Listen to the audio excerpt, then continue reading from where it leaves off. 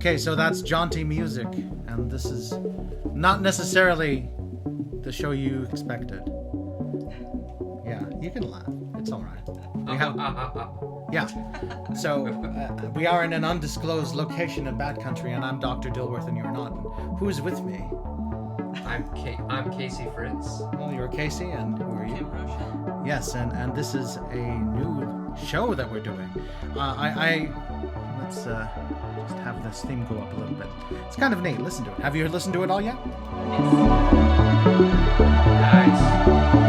I like it. So do I. It has its merits. It really reminds you of something mysterious, right? Yeah, it does. In fact, that's what we're going to be talking about. We're going to be talking about mysteries, Fortean Mysteries. In fact, that is even the name of the show. And we're going to talk about in this very first show, what is Fortean? Who is Charles Fort? Do you know who Charles Fort was? Yes. But now you do, because I told you about it. We'll go from there. But a lot of people don't know about him and know the fact that he really started a lot of this stuff.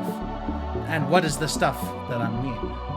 Paranormal. Paranormal. What is paranormal? Extra normal. Yeah, exactly. We're going to be talking about... Perfect. We're going to be talking about all that stuff and all kinds of things like that. And we're going to have kind of a show here. So let's start right now. And the music fades out. Ooh, that's good. That's good. So I'm Dr. Dilworth, and you're not. And that's Kim over there somewhere, and Casey here. And we're going to talk about the paranormal. Yes. So, before we start, what do you think about the paranormal? What are your opinions about it? I'm not sure if it's real or not. Okay. So, I don't know. I'm open to it, though. Okay. I think it's very interesting and fun. Ah. I did see a UFO one time. Okay. That's really the only paranormal thing that's ever happened to me. Well, we'll talk about that. In fact, the next episode is going to be about UFOs. But, we'll talk about all kinds of things. We've had all kinds of experiences. I've seen all kinds of UFOs. In fact, when I've been in Goldfield, that's where I do my other show, the Jackalope Hour, out of the Elks Lodge on the 3rd floor. Yeah, that's where I do that. So basically, I go do the show there, and all the time there's all kinds of weird things that happen there. There's ghosts, there's monsters. In Walker Lake, there's a sea monster. There's all kinds of things like that. So the paranormal is all around us, even everywhere. Yeah. But you have to realize something. The word paranormal, where did it come from? Who made it up? Charles Fort. Yes, he did. I almost said William. William Fort. No, that's some other dude. Some other dude, not the dude we're talking about. We're talking about Charles Fort. Yeah. In fact, the interesting thing about Charles Fort is he really didn't believe much in what he was talking about. What did he? He didn't believe any of it. Why do you think he did it then? He was investigating it. I think he just had like an open mind to it, but never fully committed to it. He was just investigating. Sure. And Kim, what do you think? You're just kind of sitting over there laughing to yourself quietly. Oh, sorry about that. Sorry. Oh, that's me. You don't crackle or crunch. Except then. Anyway, so paranormal, what do you think? Wait, about why he was doing it? Yes, why do you think he was doing it? I mean, when I was listening to his audiobook, it almost made it sound like he was just having fun. He was like, what can I say about this that people will just go, what? Like, it made me laugh in a few parts. Oh, sure. The tone of his book, in fact, the very first book we're talking about is actually the book I asked you both to read, The Book of the Damned. That is Charles Fort's first book. Yes, you did. You read some of it. I read Low. Oh, yes, you read Low. See, you didn't read the homework, so we'll just have to do something else with you. But Low and the Book of the Damned are very much the same. In fact, the second book is Low. The first book he wrote was the Book of the Damned. Oh, I read the second part first. Oh, it's okay. It's okay. We sometimes you do that. It's cool. Yeah. But essentially, it's all very much about the same thing, because it's about the paranormal. It's about things that you can't explain with science. It's things that are beyond the normal, beyond scientific explanation. I think that's a good definition for paranormal. What do you think? Yeah. I just go by the word para, meaning extra. I think yes, it means beyond. Extra. Beyond or extra normal. Exactly.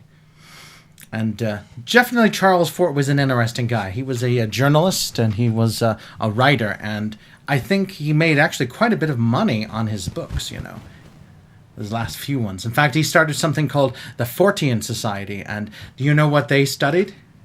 Fortean things. Yes, and what are Fortean things? Paranormal things. Exactly. And, just anything outside of the normal bounds.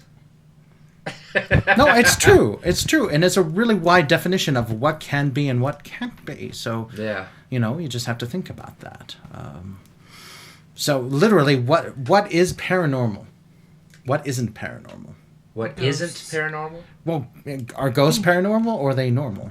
They're paranormal. Well, but then again, some people, they claim they see ghosts everywhere. In fact, a friend of mine has said that to me, that basically wherever they go, they see ghosts. I haven't seen ghosts since I've never... since being in my childhood home. Ah. I swear I grew up in a house of ghosts. Oh, well, we're recording here in this undisclosed location in Bat Country. You probably have ghosts, but we'll talk about that in another show, maybe the third or fourth show, because ghosts are an interesting thing. Casey, what do you think about ghosts? I thought I might have seen one when I was younger, but I'm not sure if it was a trick of the eyes or not. Fair enough. See? I saw it at the corner of my eye. There was somebody walking by, but I don't know who. It dressed in all white. Oh. Dressed in all white. It was pretty weird. That would have been. Yeah. And that goes into the question, though, because is what we consider paranormal actually real, or is it a delusion, or is it just something like a joke, or a something that's happening to you that you can't explain but someone else can? Hard to say. Hard to say. Go ahead. I don't know. I have like a kind of a belief in like aliens and stuff like that, UFOs and stuff like that. So that's my only like paranormal type of thing, I guess. But I find that stuff really interesting. Okay. And and what else, in the bits of the Book of the Damned and Lo You Have all read, what were some of the things that Charles Fort talked about? Well, he mainly talked about he talked about like raining frogs and periwinkles and crabs and things like that for like 75 pages. 75 pages? Yeah, he talked about just that. He did talk about things falling from the sky a lot. Like a long time he talked about that. Yeah, he was really into that. Weird weather and that kind of thing. Weather. Which is a thing. But is that paranormal, though? I don't think that is paranormal. I think that's just a weather thing that happens sometimes. It could be. I don't know. Some of that stuff was super weird. Sure. So I don't know if some of it could be explained. Science tries to explain it away. I don't know. Like the wind sweeps around and picks it up. I mean, that doesn't seem that abnormal. Well, ultimately, no, because I believe that's what happened was this. Some swamp or pond or wherever where the frogs were living, they happened to be swept up by the wind, like you say, and then somewhere else the rain fell and it rained frogs. Yeah. So maybe because people don't have a scientific explanation for it, that's what makes it paranormal. True. That could be, yes. Absolutely. So maybe with science we're able to figure things out and learn and understand things. But until then, those things maybe are just paranormal. Yeah. Although Charles Fort was notorious, he was not a believer in science, was he? Nah, he was a really anti-authority, and he thought science was a huge authority. In what sense? In education and the study of everything. So he was against that. His own club, the Fortean, what is it called? Society. Fortean Society. He refused to be the head of the club. Yeah, just because of that. Exactly. It was a lady, Tiffany. Yeah, it was his friend. Yeah, it was friend Tiffany. I can't remember her last name, but that is true. She did found it, and he didn't want to be a member because, well... Yeah, he was anti-authoritarian. Yeah. Well, there you go.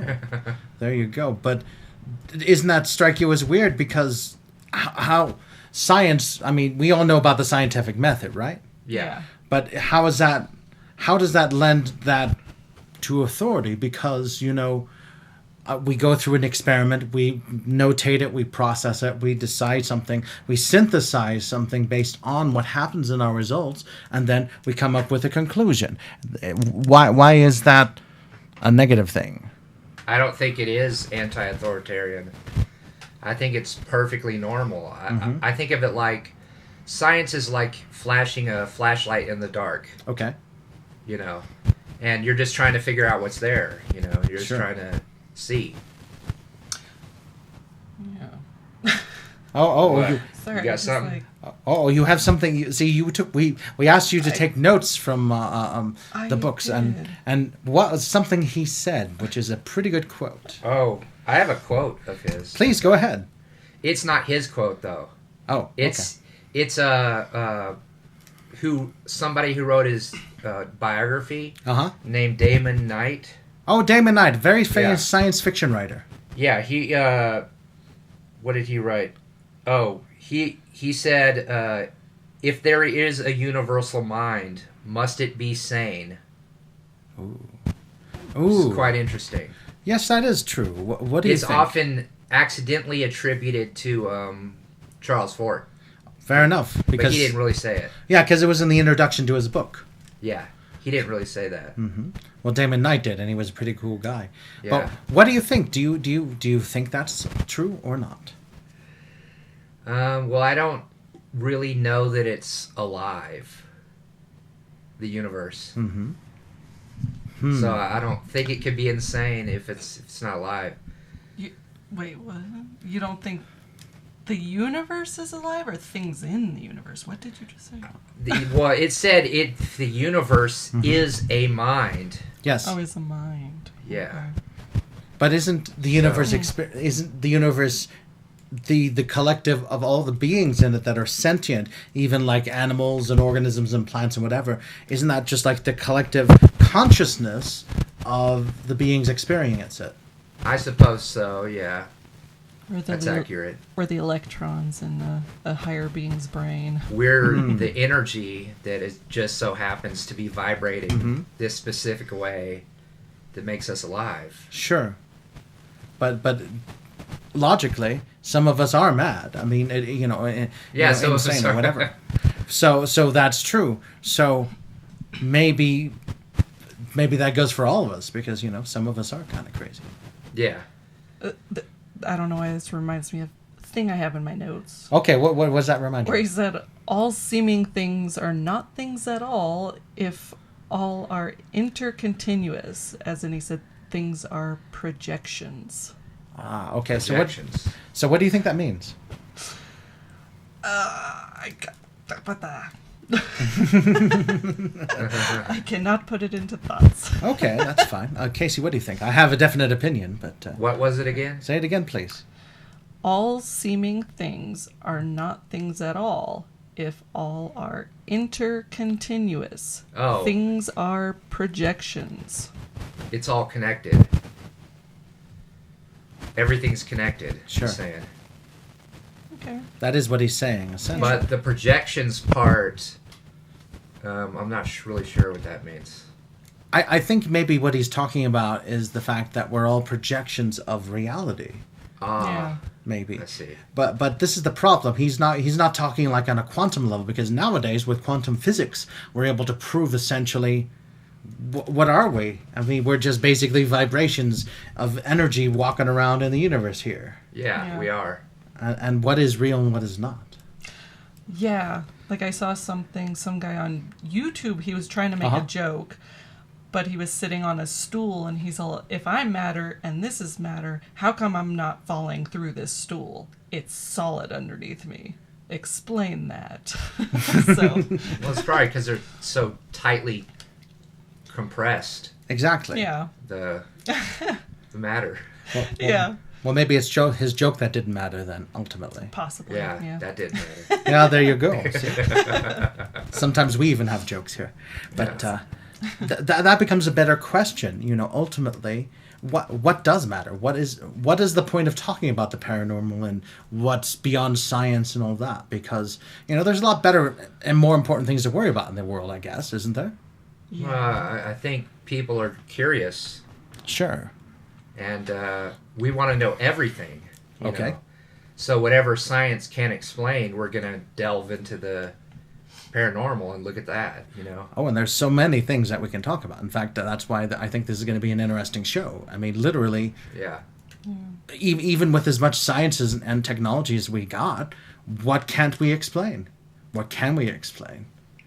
Yeah. Well, we can't explain a lot. Oh, yeah. Like death being the main one. Oh, that's a big one. And another thing, if you think about it, and I've asked some scientist friends of mine, especially chemists and physicists, and they always get bothered by this. This is a weird trick that bothers them, Haha. Anyway, so what I ask them is, okay, you have this chemical reaction that happens. You add this chemical, and then you get a solution, and something happens. Why does that happen? Not, the fact that it happens, but what is making it happen? Yeah. I don't know. I don't either. Very complex. It is very complex, but I think maybe we can figure some stuff out and learn some things about things, here. Yeah, it'll either make us be like, oh, that's amazing, or oh my God, I feel like an insane person. Oh, here we go. We're going back to Charles and what he's saying. Okay, so here we go. We're going to have a little break here in a moment, and then we're going to get back to this and talk more about Charles Fort and Fortean stuff, and we'll get back to some more Fortean Mysteries here in a moment. We're going to have this music play us out just a moment, because, we've got a couple more seconds. Any last words before we go? Don't die. Oh, we're not going to die. We're going to be right back after this. We have to hear some words from our sponsors that keep us going, and the show going, and everything going. First word that comes to mind is bubbles. I don't know why. Bubbles. Ooh. Bubbles. Yeah, bubbles. Well, there bubbles. You go. There it is. It's my word. Yeah, well, maybe it's the music. Maybe. I don't know. Anyway, so more soon. Stay tuned.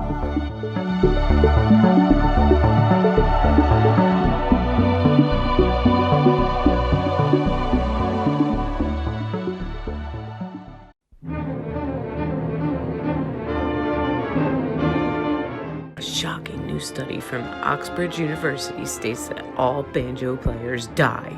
Yes, according to the famous doctors at Oxbridge University, all humans who play the banjo on a long enough timeline will die.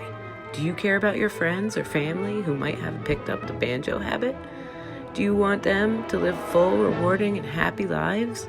We at the Society for the Prevention of Banjo Performance and Listening want them and you to live banjo-free. For more information and the shocking truth about the health consequences of banjo playing, send us $2 US, €1, or £1 for our instructional pamphlet, Banjo, the Instrument of Death, or Musical Instrument. To the Society for Prevention of Banjo Playing and Listening, 23 3/4 Crown Court, Covent Garden, London, England, WC2E 8BE. Or visit our website on the inner tubes. Keep your family safe and healthy. Keep them away from the banjo today.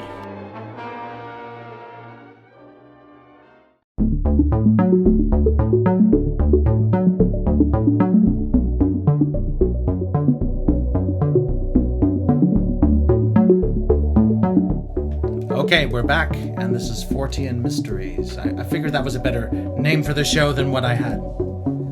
What do you think? What were the other names? Oh, I don't remember. I forgot them because they weren't as mysterious or good.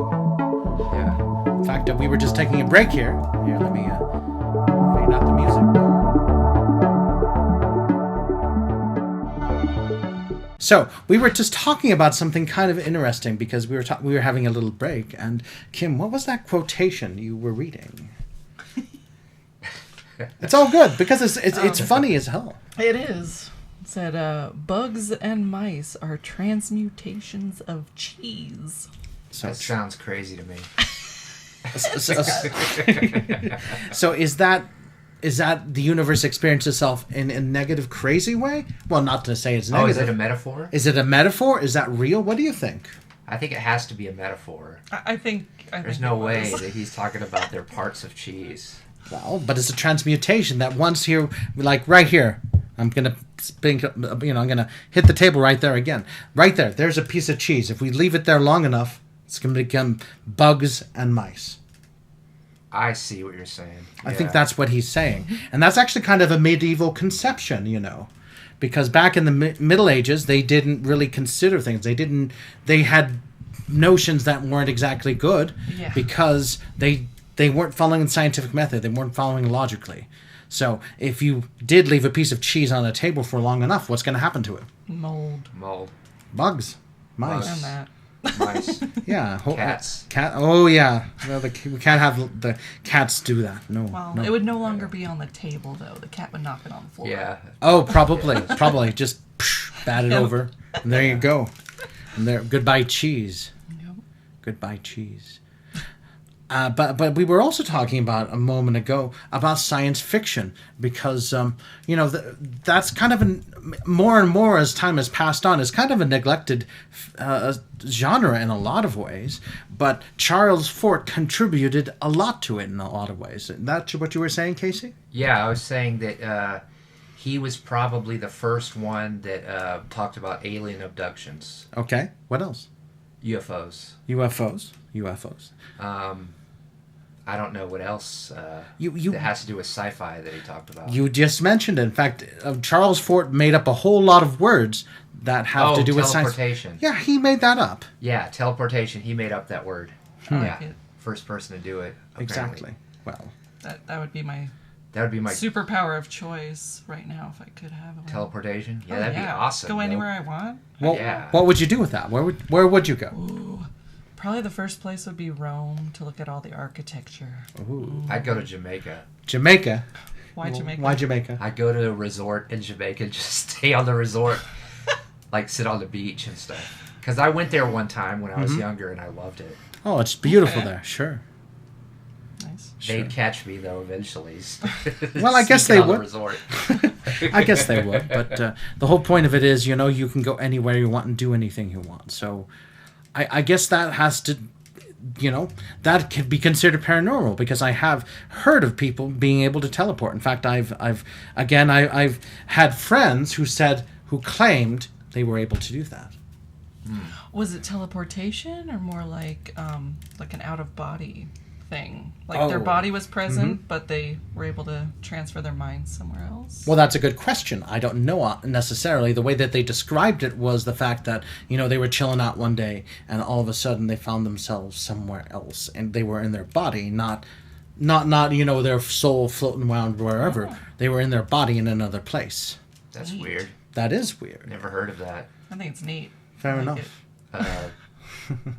Yeah, I don't know if I believe that, but... I don't know if I do either, because, man, I've tried. It doesn't work. Well, sure. There's, anyone listening to this or you all here, how could you not say that you haven't tried, like that glass right there? Oh, trying to move it? Trying to move it. You just focus it, stare out with your mind. Yeah. Well, your eyes and your mind. Because we can kind of do that. Like, we can lift our arms up and things like that with our mind. Well, absolutely. That is true, though, because we think about it. Telekinesis. That's what it's called. But is that telekinesis? When I go to this table, I grab the glass, and I put it to my mouth. Well, your fingers can be pretty far away from your brain. Well, that's true. That's true. You can move them around and stuff. They can be pretty far away. I mean, the longer the person, the further they are, I guess. Yeah. Yeah. But is that really telekinesis? Because remember, telekinesis is like, in the sink over there, I'm thinking, I needed a cup. So basically, I think the cup comes to me, not from like my arm extending. Yeah. Although that would be paranormal too, though, wouldn't it? I think so. Yeah. Like imagine my arm just went, just stretched like elastic. Elastic, yeah. Mr. Fantastic. Mr. Fantastic, that was the name. Yeah. In fact, don't you think that Charles Fort probably influenced a lot of comic books as well? He probably did, actually. Mm-hmm. Yeah. Pretty much sci-fi is the influence for comic books, and if he had a huge influence on sci-fi, then, well, he had a huge influence on comics. Sure. You like comics much? Oh, I love comics. So tell me, what is your favorite comic? Silver Surfer. Ah, okay. Is that not paranormal? Because think about all the elements there. Yeah, he's paranormal. Absolutely. Sure. In every way, because he just shoots cosmic powers out of his hands. And he's an alien. Yeah, he's an alien. What else? Think about it. He rides on a disc, like a surfboard, like a thing, like, Well, yeah. A surfboard. He's surfing the cosmic waves, literally. Yeah. And there you go. See, that's totally Fortean. That's totally paranormal and weird. Yeah. Yeah. Do you like, Kim, any comics or anything like that? Yeah, I don't read them, but I love all the movies and stuff. Like X-Men. Oh, see, X-Men, yeah. That's cool. totally Fortean, totally paranormal. Just think about all the mind powers and being able to use them to do various stuff. That's totally Fortean.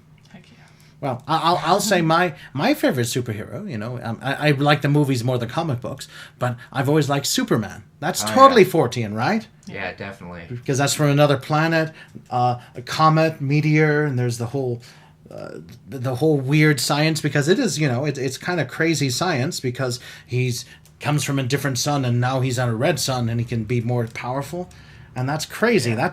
That's not science, it's pseudoscience. Yeah. So that kind of brings me to my next point. In a way, isn't a lot of stuff that Charles Fort was talking about wasn't necessarily science, but pseudoscience? Yeah. Yeah. Like what? Well, all of it. But you can prove some of it. That's the thing. You can prove some of it, but not all of it. I mean, you can prove the raining frogs thing, I guess. Sure. But Sure. What else? Oh, but what was the other point of you were talking about the bugs and the frogs? Oh, okay. It was raining fish. Oh yeah. Yeah, here you have it in your notes. Yeah, I wish I could remember what year. It was in like the 1800s though. Mm-hmm. Yeah, they said fish were raining from the sky, or like fish-shaped objects, and then when they tried to cook them, they would turn to blood in the pan. Ew. Gross. I don't know if I Gross believe and that. creepy. Who knows? People can say anything. So. Well, it's possible. I mean, just about anything is possible. Yeah, the universe is infinite. Absolutely. And if we're talking on a quantum level with reality, the possibility of something could be happening could be maybe infinitesimal, maybe like less than 1%, but it could happen. Oh, yes, it could. It absolutely can. Very much so. Anyway, see, you're not as big a skeptic as you think you are. Maybe, I don't know. Well, we can figure that out here. But right now we're getting down to the bottom of the hour, which is, by the way, half hour. And we're going to have a quick break for our station identification for various people doing things. And we'll have a break, and we will be right back. Let's put that awesome theme back on, because it is pretty cool, isn't it? I like it. Bubbles, right? Yes, Bubbles. Okay. We'll be back It in a does moment. kind of make me think of bubbles. It does me too. Anyway, we'll be right back.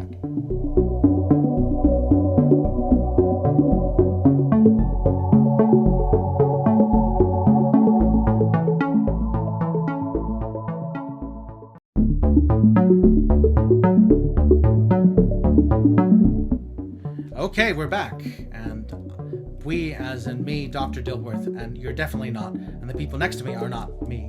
Who are they? Let's remind everyone who we all are. Kim Rochelle. Casey Fritz. Yes, and this show is called Fortean Mysteries. Yeah, doesn't that have a good ring to it? Yes, it does. Just like this theme, I just gotta say, Bubbles. Let's listen to it in another moment.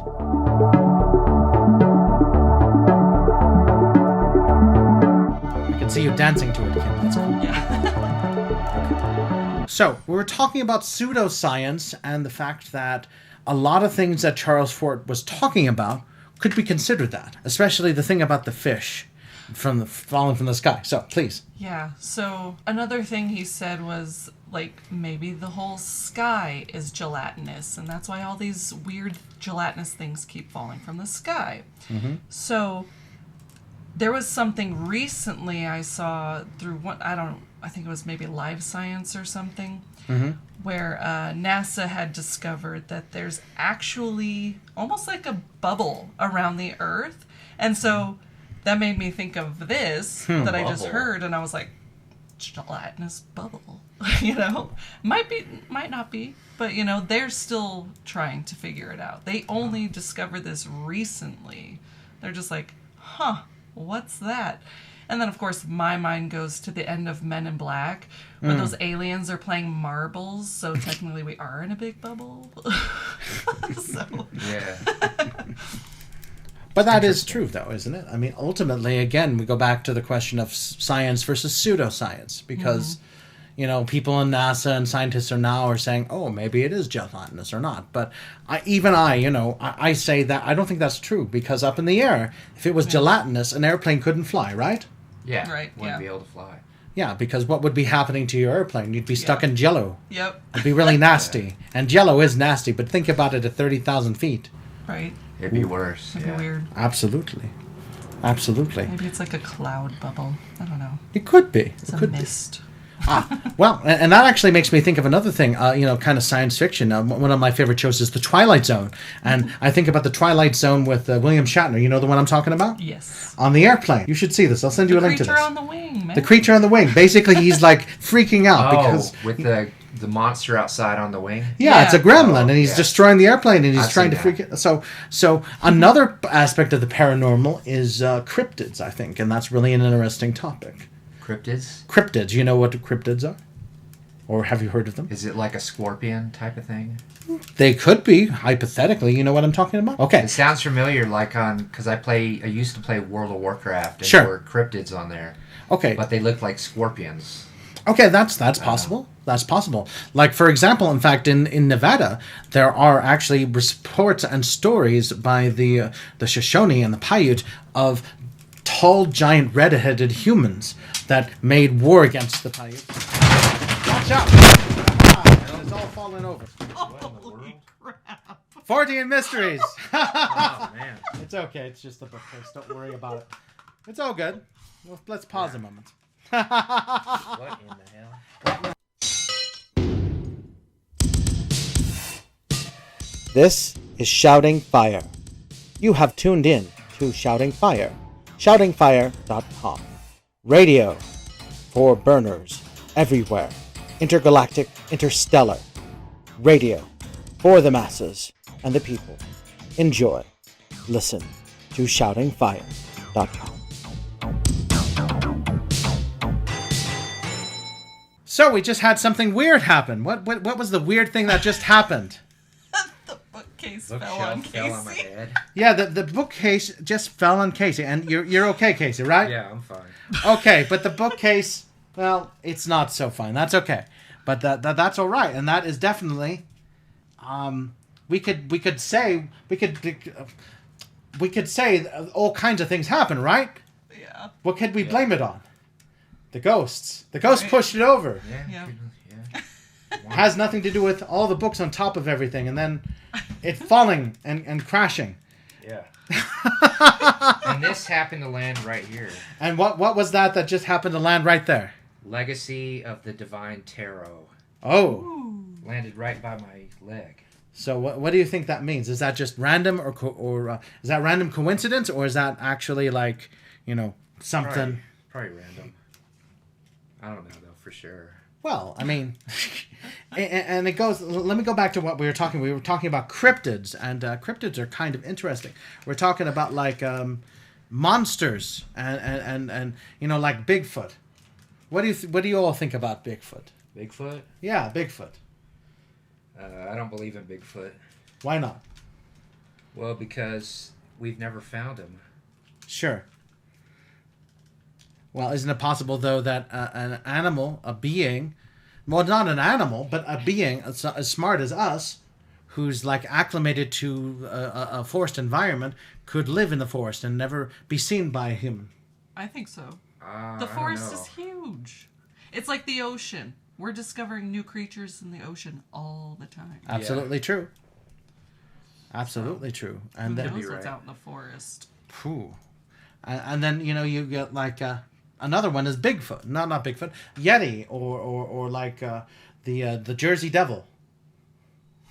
Jersey Devil. Yeah, the Jersey Devil. See, in New Jersey, there's like this winged creature that comes around at night and attacks people and attacks animals, mostly cattle, supposedly.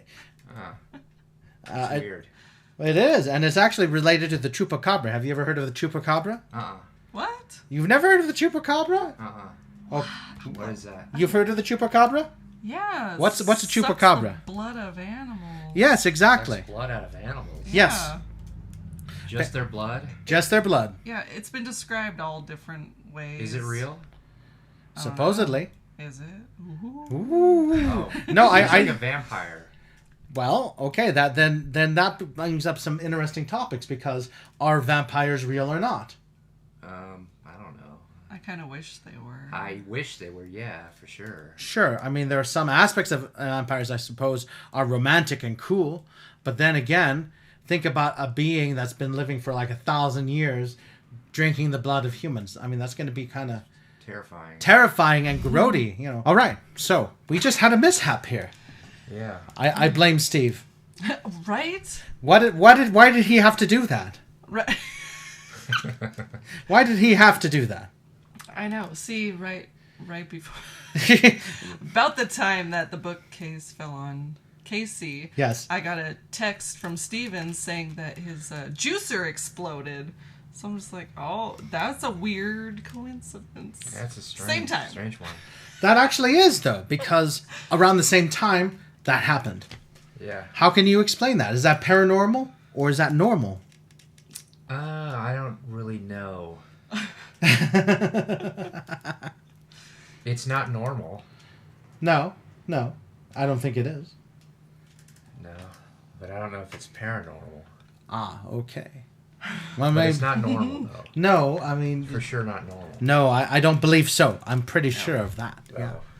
But we were talking about cryptids when we left off a moment ago, before we discovered, you know, what happened to Steve. I hope he's okay, by the way.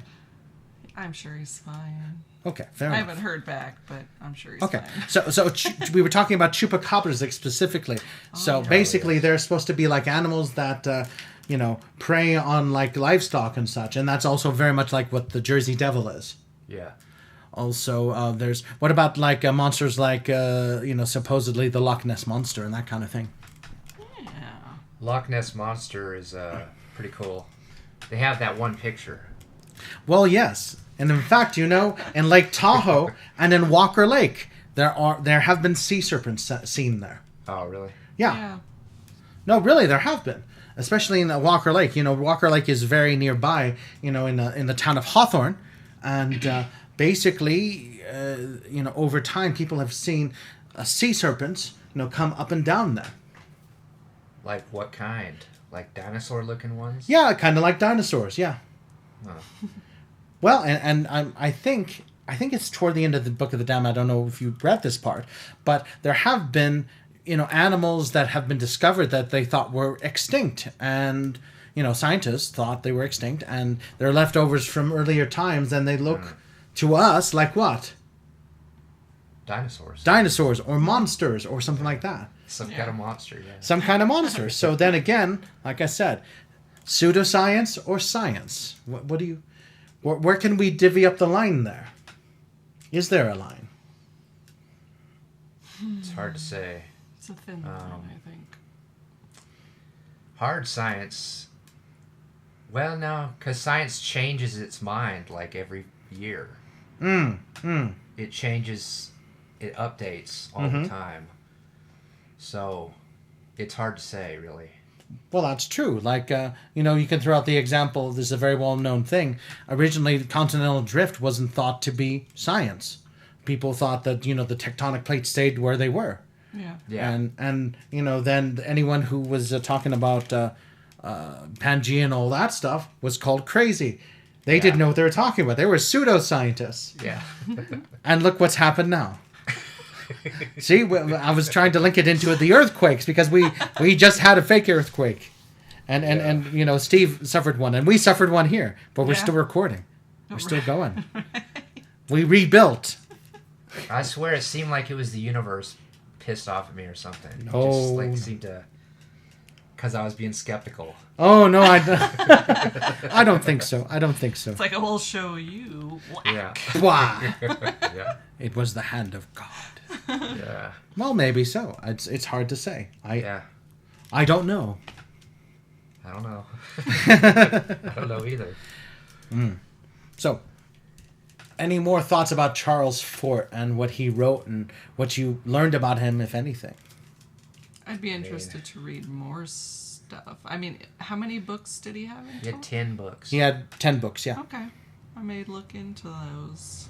Fair enough. Interesting stuff. I might want to read the first one to Yeah. see what his first thoughts were. Oh, sure. Like sure. his originating thoughts. Mm-hmm. Yeah. I'll have to read the one that you did. Low. Yeah. Low. Yeah. Well, it's like 75 pages of raining frogs. That's all he talks about. Like Okay. for like 75 pages, raining different stuff. Periwinkles. He goes like 15 pages on periwinkles. For some reason. Well, you know, raining periwinkles is a thing, you know, I guess. Yeah, it is. Yeah. I don't know where, but, you know. Yeah, Do you remember so- where? No. Maybe Indiana? Was it Indiana? A lot of things happen in Indiana.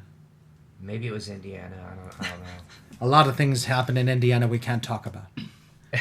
Let's leave those mysteries unsolved, maybe. I don't know. Anything else you want to talk about Charles Fort, Kim? Anything else that came to your mind? Oh, I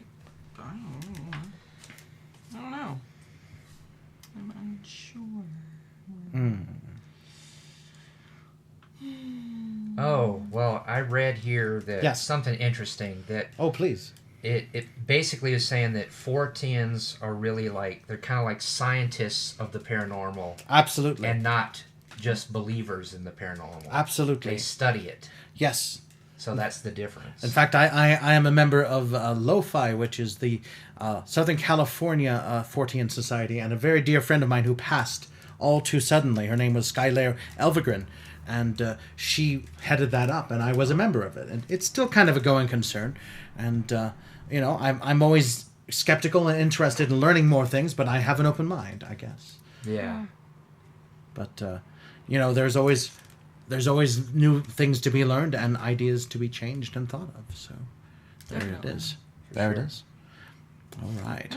So how about we take another quick break and listen to the theme again? We can just call it Bubbles, or we'll, you know, give a shout out to my dear friend Aubrey who gave this and to me. It's called Discovering Things, or Charles Fort Discovering Things. Yeah. Thank you, Aubrey. Thank you, Aubrey. You're awesome. So take a break and we'll be right back.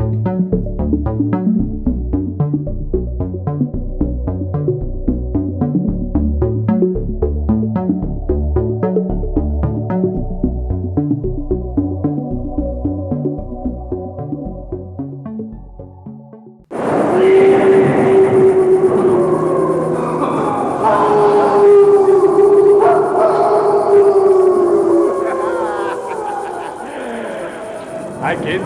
Count Floyd here from Monster Chiller Horror Theater. Ooh! Welcome to my scary crypt, my slimy sanctum. Yes, my evil, scary crypt where we bring you the Monster Chiller Horror Movie. And this week it's going to be a good one, believe me. We have coming on from Monster Chiller Horror Theater, a film that I think you're going to love. Next week it's going to be... Tell you guys. What are you doing? Get out of here. Get that ladder out of here. Take a walk. What are you... Oh! Boys, be sure to, you two ghouls, tie up the guy on the rack and stretch him out along and kill him. Oh, and then suck his blood. Be sure to watch them next week on Monster Chiller Horror Theater, when we present one of the scariest movies ever made, I haven't had a chance to see it, but it's The Odd Couple. Oh, wow, that's going to be scary, kids. You know that. It's starring Jack Lemmon and Walter Matthau, and they play two roommates. One guy's real clean, and the other guy is a sportscaster that drinks blood. He drinks blood and kills people. He's evil and dirty. You know that's scary if that guy's that dirty. All right, woo! Next week, a Monster Chiller Horror Theater, The Odd Couple.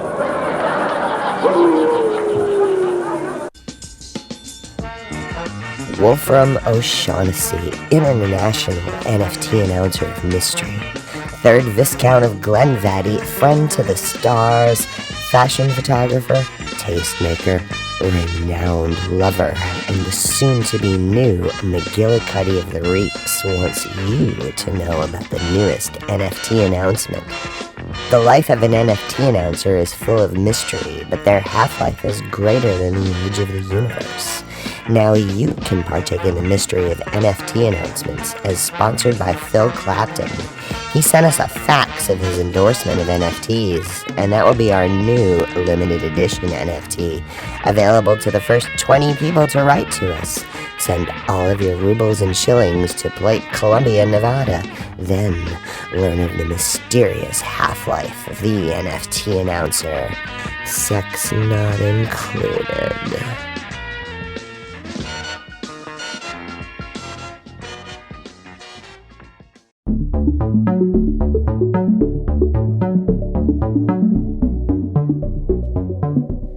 Okay, we're back, and we just took another little break for the stations and for us to get, resettled and start, wrapping up this segment, this episode of Fortean Mysteries. After all, this is the first episode, and I think it's gone pretty well, except for the mysterious accident. Yeah. The mysterious accident. I don't know what happened.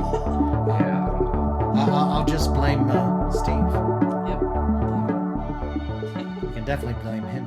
But let's wrap up about Charles Fort. I think he's definitely very, very influential, and he was a very driving motivator of things paranormal and science fiction. And, without him, we wouldn't even have words or the ideas of the paranormal or teleportation or a lot of stuff that came along. Oh, yeah, he was hugely influential. I mean, like the biggest movies that come out usually have paranormal stuff in them.